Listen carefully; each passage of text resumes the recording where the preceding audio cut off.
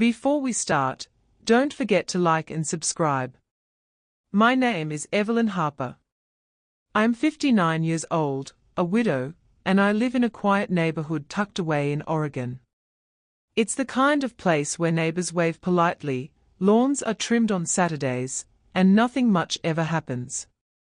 I used to think that kind of peace was enough.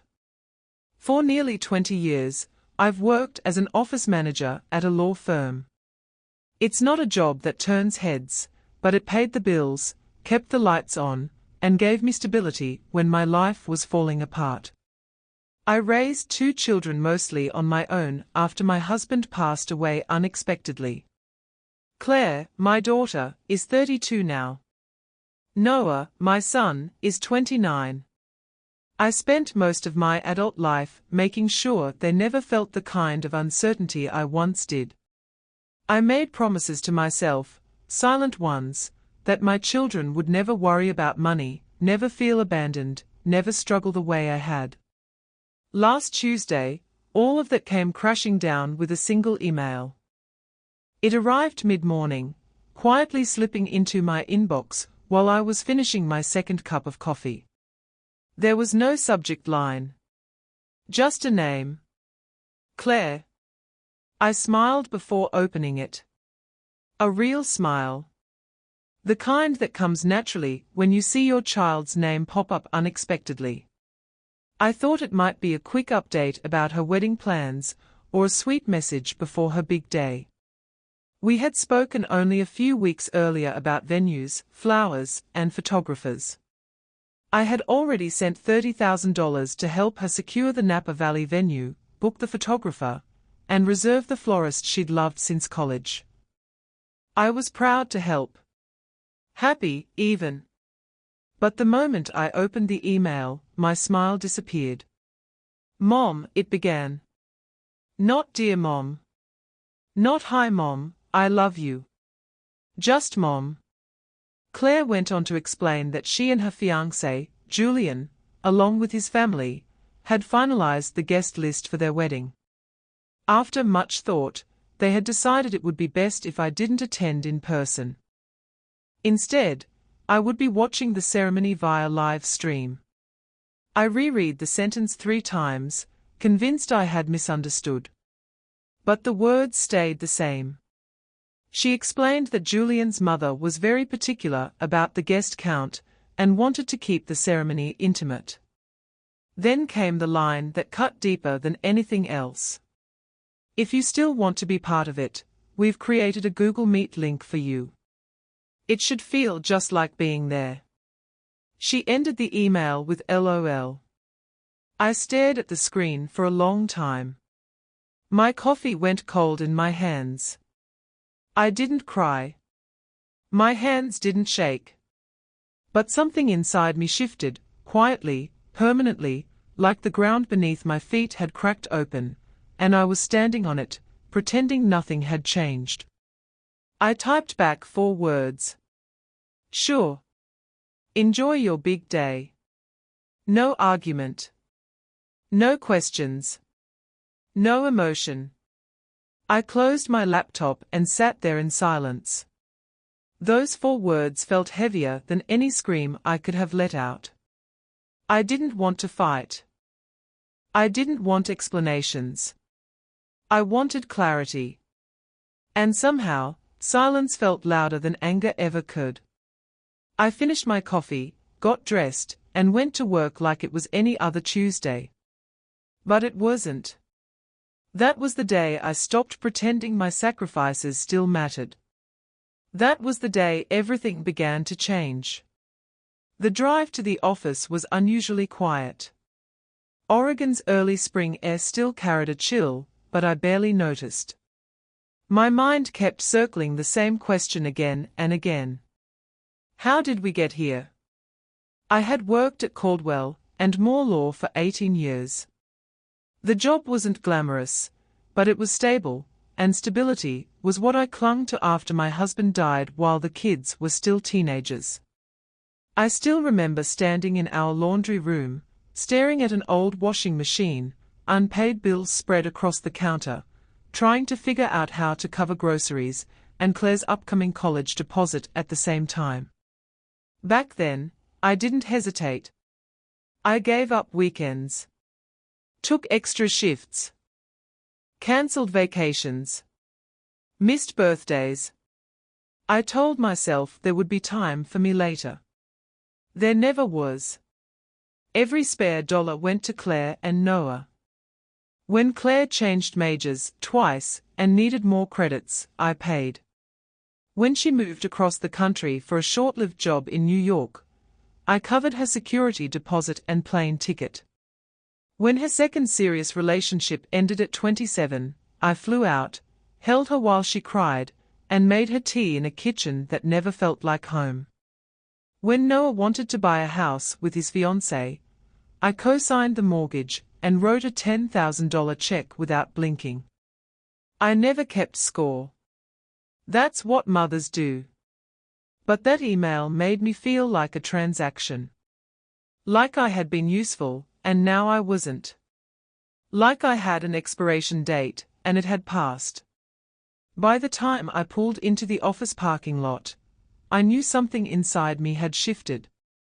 I just didn't know yet how far that shift would go. By the time I settled into my chair at the office, my chest felt tight, not from panic, but from something heavier. Acceptance, maybe. Or exhaustion. I logged into my computer, answered emails, reviewed schedules, and did everything I had done every weekday morning for nearly 2 decades. From the outside, nothing had changed. Inside, everything had. Around mid-morning, Mark, my boss, stopped by my desk. He was one of those rare people who notice small things. How you took your coffee, when you seemed off, when your smile didn't quite reach your eyes. He placed a warm latte beside my keyboard. "You look like you didn't sleep," he said gently. I almost laughed at how accurate that was, even though I'd slept just fine. I looked up at him and smiled the polite smile I'd perfected over the years. "Just one of those nights," I said.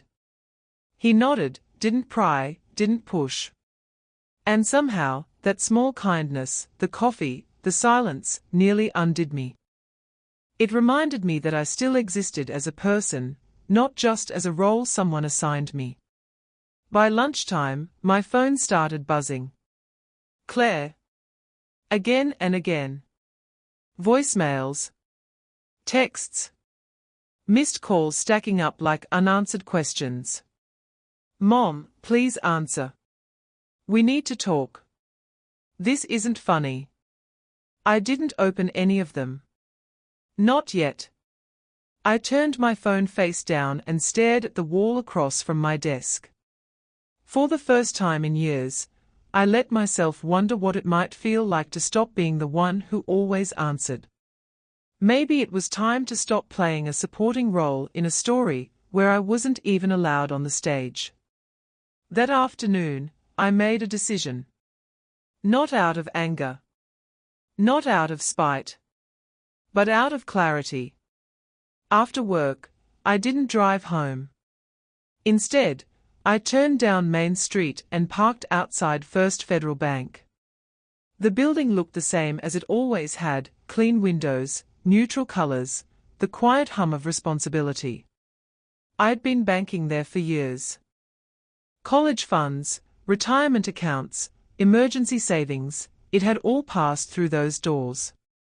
Inside, Diego, the branch manager, looked up and smiled warmly. "Mrs. Harper," he said, standing to shake my hand. "What can I help you with today?" I sat across from him, placed my purse on the floor, and folded my hands in my lap. My voice surprised even me. Calm. Steady. "I need to cancel a wire transfer." He blinked once. "The one scheduled for Napa?" "Yes," I said. "That one." Diego hesitated, fingers hovering over his keyboard. "There may be a cancellation fee depending on timing." "May I ask why?" "The circumstances have changed," I replied. He nodded, understanding without understanding. After a moment, he smiled faintly. You're in luck. It hasn't processed yet. We caught it just in time. He paused, then looked up at me again. Are you sure, Mrs. Harper? $50,000 is a significant amount. I nodded. I'm sure, $50,000. That was the amount I was supposed to send next, on top of the $30,000 already gone. $80,000 for a wedding I wasn't welcome to attend. I signed the paperwork without hesitation and walked out of the bank feeling lighter than I had in years. By the time I got home, my phone showed 9 missed calls from Claire and 2 from Noah. One voicemail from Noah stood out. Mom, please don't do this. I turned my phone off. In the kitchen, I reached for a bottle of red wine I'd been saving since Thanksgiving. I never opened it then. Claire was supposed to come visit, but she cancelled last minute. Work, she said. I poured myself a glass and stepped out onto the porch as the sun dipped low. Birds chirped softly. A neighbor's dog barked somewhere down the street. Everything felt still, peaceful, even. And then the memories came. Birthdays I planned alone. Holidays spent pretending I wasn't waiting for a phone call that never came. Shoes I didn't buy. Vacations I postponed. A car I drove for 14 years because replacing it felt selfish. I thought about Julian's mother, a woman who barely knew Claire, yet whose opinion outweighed mine.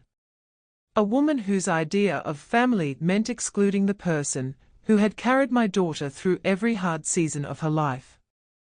I thought about the LOL at the end of Claire's email, like watching your own daughter get married through a screen was some kind of joke. And finally, I thought about myself, not as a mother, not as a widow, but as a woman. What did I want? Peace. Dignity.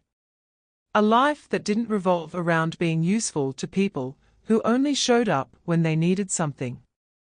That night, around 9 p.m., the doorbell rang. I considered ignoring it, but curiosity won.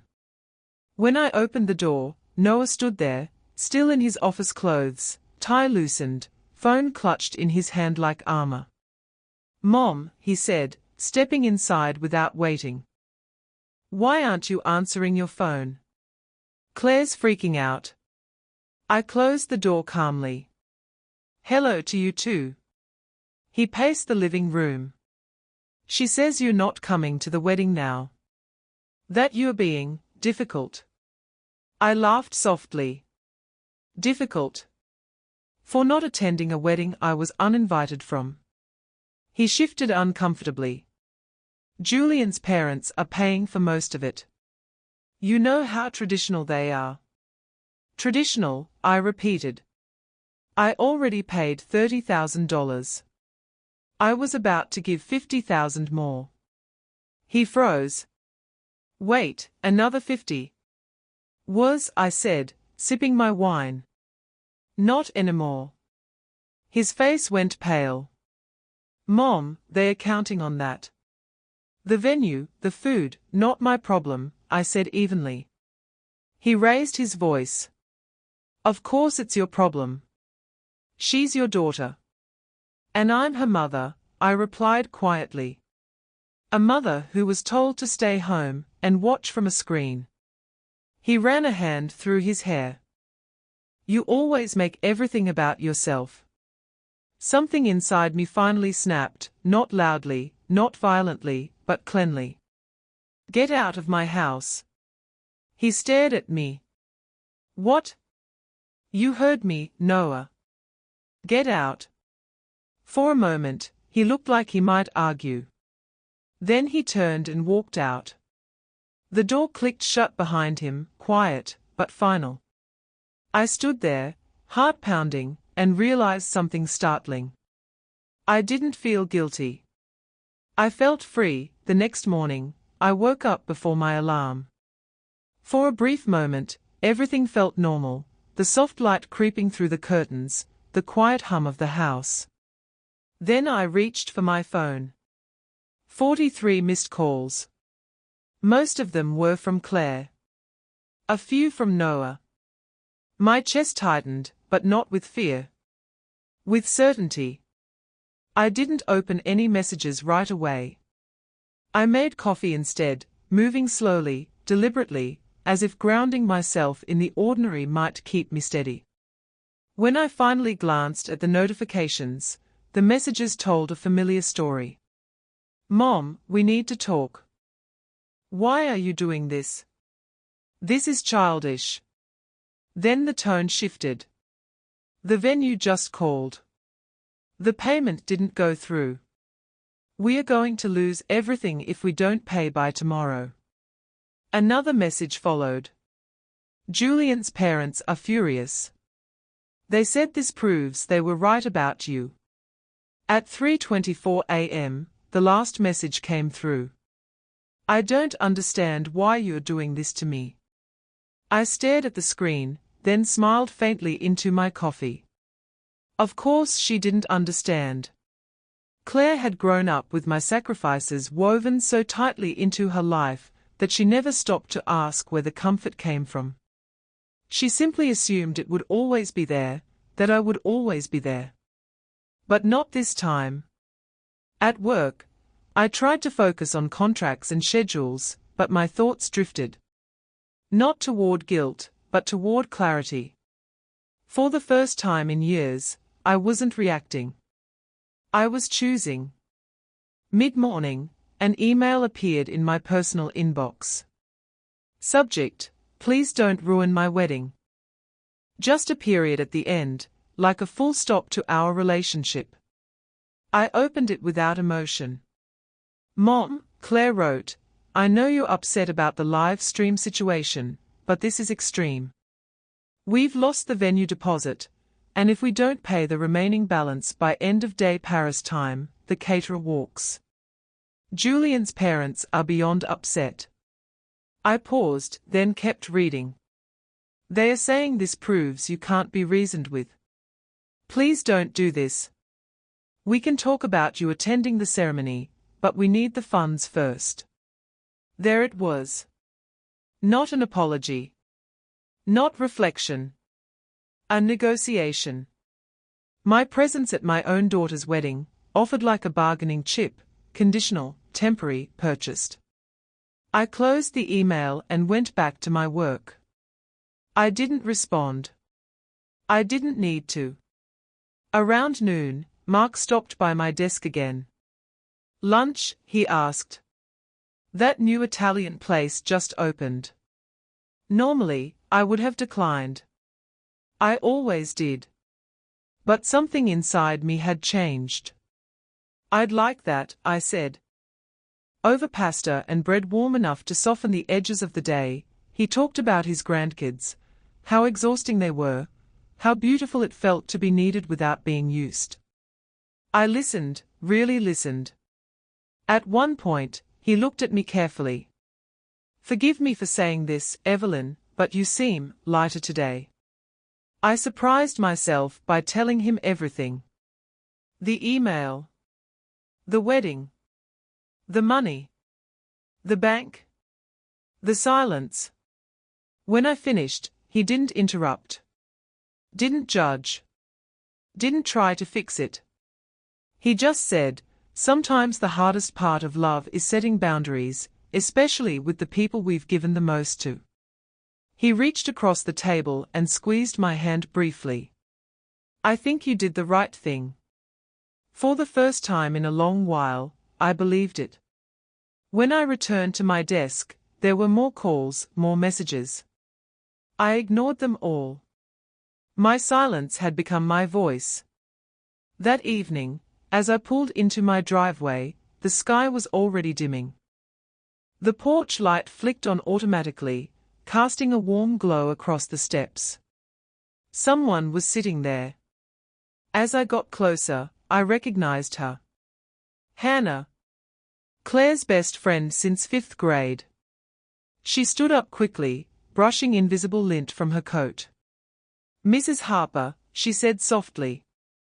I'm sorry to come by like this. It's fine, I replied, unlocking the door. Would you like some tea? Inside, her eyes scanned the familiar walls, photos, memories, echoes of childhood laughter. I filled the kettle and waited. Claire sent you? I asked gently. Hannah hesitated. She's a mess. They lost the venue. The florist dropped out. Julian's parents are threatening to cancel the wedding. I set 2 mugs on the counter but said nothing. She knows she messed up, Hannah continued. She just doesn't know how to fix it. Is that why you're here? I asked. To fix it. She shook her head. No. I'm here to ask, is there anything she can say or do to change your mind? I paused. Would an apology undo the humiliation? Would words erase being excluded? Would regret change the fact that I was welcome only when my money was?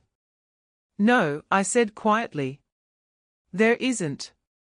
Hannah's shoulders slumped. Not even if she apologizes. I handed her a mug of tea. Words are easy when people are desperate. The people who truly love you don't wait until you cut them off to see you. She nodded slowly, staring into her cup. I get it. Even if she doesn't. We stood there in silence, 2 women from different generations, connected by one hard truth. Sometimes love has limits. Sometimes the only way to be seen is to walk away. Hannah didn't stay long. She hugged me gently before leaving, and as the door closed behind her, I felt something settle inside me. I had finally closed the door on a version of myself I had outgrown. The wedding never happened the way Claire had imagined it would. I didn't hear that from her directly. I heard it from Noah, in a short message he sent days later, neutral, almost factual, like he was reporting the weather. The Napa Valley venue was gone. The florist had dropped out. The caterer walked when the remaining balance wasn't paid on time. Everything Claire had planned for over a year unraveled in a matter of days. According to Noah, they tried to find another venue. They called hotels, wineries, event halls, anything within driving distance. But it was peak season, and without the money I had once promised, nothing worked out. Everything left was either booked solid or far beyond their reach. In the end, they settled for a small backyard ceremony weeks later. Just a few relatives. Julian's parents. No live stream. No photographer. No dream venue. I wasn't invited. And this time, I didn't need to be. In the weeks that followed, my life settled into something unfamiliar but peaceful. There were no frantic calls, no last-minute requests, no emotional emergencies disguised as family obligations. The silence felt strange at first, like stepping into a house where the furniture had been rearranged. Then it began to feel good. One evening, Claire sent another email. A long one. I didn't open it right away. I let it sit in my inbox for 2 full days, untouched. When I finally read it, I could feel the effort behind every sentence. She apologized, but only partially. She explained, but endlessly. She cried, but mostly for herself. It was a careful balance of guilt and justification, regret and self-defense. I read it once. Then I archived it. I wasn't angry anymore. Anger requires energy, and I had finally stopped wasting mine. I was done explaining myself to people who only listened when something was taken away. Something else changed, too. I started doing things for myself.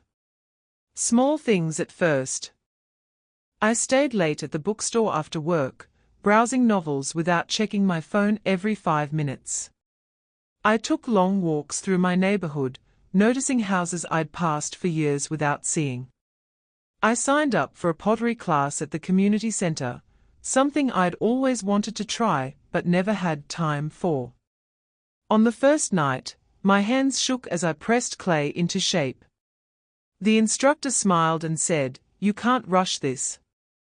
You have to let it be what it wants to be." The words stayed with me. At work, I was still efficient, still reliable, but no longer invisible. I stopped volunteering for extra tasks out of obligation. I left on time. I ate lunch away from my desk. Mark noticed, but he didn't question it. He simply smiled more often, like he recognized the shift. One afternoon, he stopped by and said, "You seem different lately." "Different how?" I asked. "Stronger," he replied. "Calmer." I thought about that all the way home. Weeks passed. Then months. Noah reached out once, tentatively. A short text. "Hope you're doing okay." I replied just as briefly. "I am." That was enough. Claire didn't contact me again, not directly. Through Hannah, I heard that she was struggling. Not financially, Julian's parents stepped in eventually, but emotionally. The wedding hadn't been what she dreamed of. There were arguments, tension, resentment. For the first time, I didn't rush to fix it. I wasn't cruel. I wasn't vindictive. I simply let her live with the consequences of her choices, the same way I had always told her adulthood worked. One quiet Sunday morning, I sat on my porch with a cup of tea, watching sunlight filter through the trees.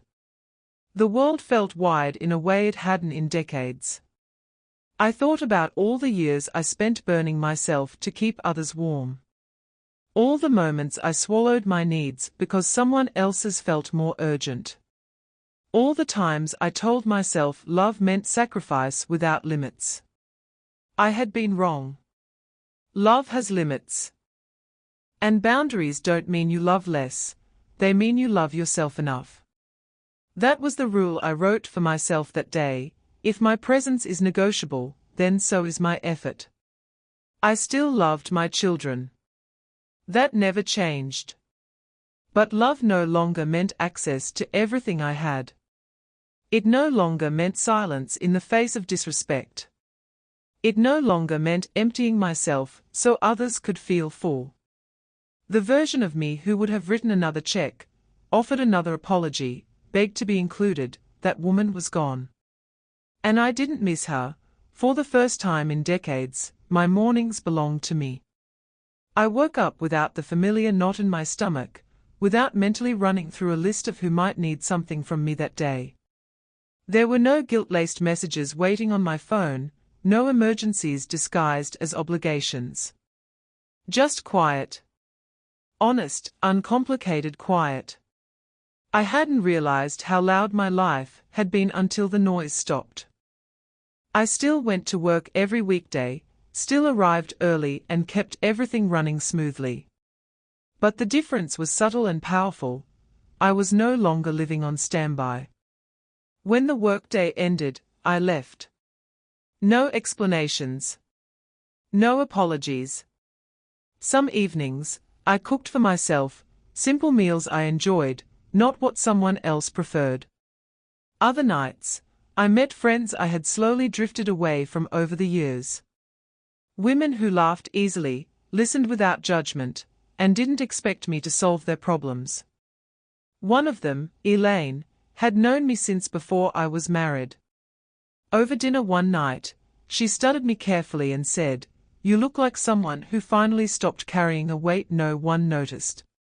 I smiled. That's exactly what it feels like. The pottery class became a ritual. My hands learned patience. I learned that not everything needed fixing, that some things just needed space. Each lopsided bowl felt like a quiet rebellion against perfectionism, against the years I'd spent trying to be everything to everyone. One afternoon, as I cleaned clay from my fingers, the instructor said, "You've changed since you started." "I know," I replied. At work, Mark and I began having lunch together more often. Not in any dramatic way, just two people sharing meals, conversations that drifted from books to travel to memories. There was no pressure. No expectations. Just ease. One day, he said, "You know, you don't always have to be the strong one." I didn't respond right away. When I finally did, I said, "I'm learning that." Months after the wedding, that wasn't, Claire reached out again. This time, not with demands or panic, but hesitation. The email was short. "I've been thinking a lot. I don't know if I handled things right. I miss you." I read it slowly. Twice. The old version of me would have replied immediately, pouring comfort into every sentence, reassuring her, smoothing everything over. But I wasn't that woman anymore. I didn't respond that day. I waited. Not to punish her, but to listen to myself. A week later, I replied, "I love you. But love doesn't mean ignoring what hurt me. If we talk, it has to be honest. And slow." She didn't reply right away. And that was okay. Noah checked in occasionally. Our conversations were cautious but civil. He didn't apologize, not fully, but he stopped defending what had happened. That, too, was something. I learned to let relationships evolve instead of forcing them back into old shapes. One Saturday morning, I drove out to the coast by myself. I walked along the shoreline, shoes in hand, letting the cold water wash over my feet. The wind was sharp, the sky wide and endless. I stood there and cried, not from pain, but from release. I had spent so long defining myself by what I gave that I'd forgotten who I was when I stopped giving. And it turned out, I liked her. That night, sitting by the fireplace with a book and a glass of wine, I wrote something down in a notebook I'd started keeping. Love without respect is not love. It's obligation. I underlined it twice. The world didn't end because I stopped sacrificing myself. My children didn't disappear. Life didn't collapse. It simply adjusted. And in that adjustment, I finally found room to breathe. Understanding didn't come all at once. It arrived slowly, awkwardly, wrapped in pauses and half-finished sentences. It came not because I explained myself better, but because I stopped explaining at all. Weeks after my last email to Claire, my phone rang late one evening. Her name appeared on the screen. I let it ring twice before answering. "Hello, Mom," she said softly. Her voice sounded different, quieter, unsure. "Do you have a minute?" "I do," I replied. There was a long pause. Then she exhaled. "I've been replaying everything in my head. The email. The wedding. The way I spoke to you. I didn't think it would hurt you the way it did. I didn't rush to respond. Silence had taught me patience." "It wasn't just the email," I said finally. "It was what it represented." She swallowed. "I know. I treated you like you'd always be there no matter what I did." "Yes," I said. "You did." Another pause. Then, "I'm sorry." Not rushed. Not followed by excuses. Just those two words. They didn't erase the past, but they mattered. We talked for nearly an hour. Carefully. Honestly. She admitted that Julian's parents had pushed harder than she'd expected. That she was afraid of conflict and chose the path of least resistance, even when it meant pushing me aside. "I didn't think you'd walk away," she said quietly. I didn't think I'd have to, I replied. We didn't fix everything that night. But for the first time, we stopped pretending nothing was broken. Noah came next. He showed up one afternoon without calling first. This time, I didn't ask him to leave. He stood in my living room, hands in his pockets, eyes tired. I handled things badly, he said. I thought keeping the peace meant telling you to stay quiet. Keeping the peace for who? I asked. He didn't answer right away. Then, not you. That was enough. Slowly, boundaries became part of our conversations. Not as threats. Not as punishments. But as facts. I no longer rearranged my life at a moment's notice. I no longer filled every silence with reassurance.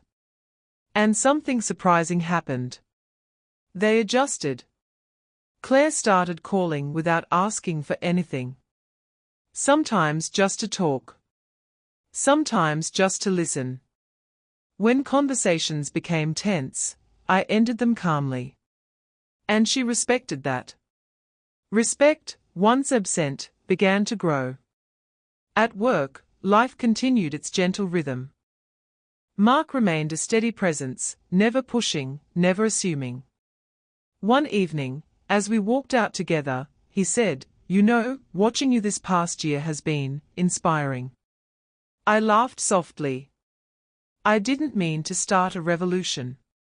Sometimes, he said, smiling, the quiet ones are the strongest. One Sunday afternoon, I received an invitation in the mail. Not a demand. Not a guilt trip. An invitation. Claire and Julian were hosting a small dinner, no occasion, no agenda. Just family. The card was simple. My name written carefully. I stared at it for a long time. Then I smiled. I went. The dinner was awkward at first. Polite. Careful. But as the evening went on, something softened. Claire caught my eye from across the table and smiled, not the confident smile she used to wear, but a tentative one. A real one. Julian thanked me for coming. Not for money. Not for help. Just for coming. When I left that night, I felt something close to closure, not perfect, not complete, but honest. Later, at home, I sat with a cup of tea and thought about how much had changed. I hadn't demanded respect. I had required it. And that made all the difference. Closure doesn't always arrive with fireworks. Sometimes, it comes quietly, like a door closing without a slam, like a breath you didn't realize you'd been holding finally released. After that dinner, life didn't suddenly become perfect. Claire and I weren't magically healed. Noah didn't transform overnight. But something essential had shifted. For the first time, I wasn't negotiating my worth. I woke up one morning and realized I hadn't checked my phone in hours, not out of avoidance, but because there was no urgency pulling at me. No silent expectation that I would fix, soothe, or sacrifice. I had become a person again, not a resource. Claire and I spoke occasionally. Not every day. Not even every week. And that was okay. Our conversations were slower, more intentional. When she crossed a boundary, I named it calmly. When she respected one, I noticed. One afternoon, she said, "I didn't understand how much you gave until it stopped." I didn't reply right away. "Some lessons," I said eventually, "only come when something ends." She nodded. She didn't argue. Noah invited me to lunch one weekend. Just the two of us. No agenda. Over sandwiches, he admitted something he'd never said before. "I always thought you were unbreakable," he said. I didn't realize how much that let me off the hook. I was never unbreakable, I replied gently. I just didn't let myself stop. That lunch didn't fix everything. But it built something new, honesty without expectation. At work, I declined a promotion that would have consumed my evenings. A year ago, I would have taken it automatically. Now, I asked myself a simple question. Does this cost me my peace? The answer mattered more than the title. I spent more time doing things that didn't impress anyone, but fulfilled me. I finished novels without rushing. I shaped clay into bowls that would never be perfect and loved them anyway. I took trips alone, short ones, quiet ones, where no one needed anything from me. Mark remained in my life, steady and kind. One evening, as we watched the sunset from my porch, he said, "You know, loving yourself changed everything." I smiled. It saved me. I thought often about the woman I used to be, the one who believed love meant endurance, that being needed was the same as being valued. She meant well. She loved deeply. But she forgot herself. I didn't hate her. I thanked her. Because she carried me this far. And then I let her rest. There's a strange peace that comes with choosing yourself, not in anger, not in revenge, but in clarity. I no longer needed to be seen as the perfect mother, the selfless widow, the dependable fixer. I just needed to be whole. Now, when I look at my life, I don't measure it by what I've given away. I measure it by what I've kept. My time. My dignity. My voice. And the love I give now, when I give it, is real. Unconditional, yes. But never at the cost of my self-respect. I learned something I wish I had known sooner. You don't have to burn yourself to keep others warm. If your presence is negotiable, so is your effort. And the strongest kind of love is the one you finally give yourself. If this story resonated with you, share it. Comment below. And don't forget to like and subscribe. Because sometimes, walking away isn't giving up. It's finally coming home.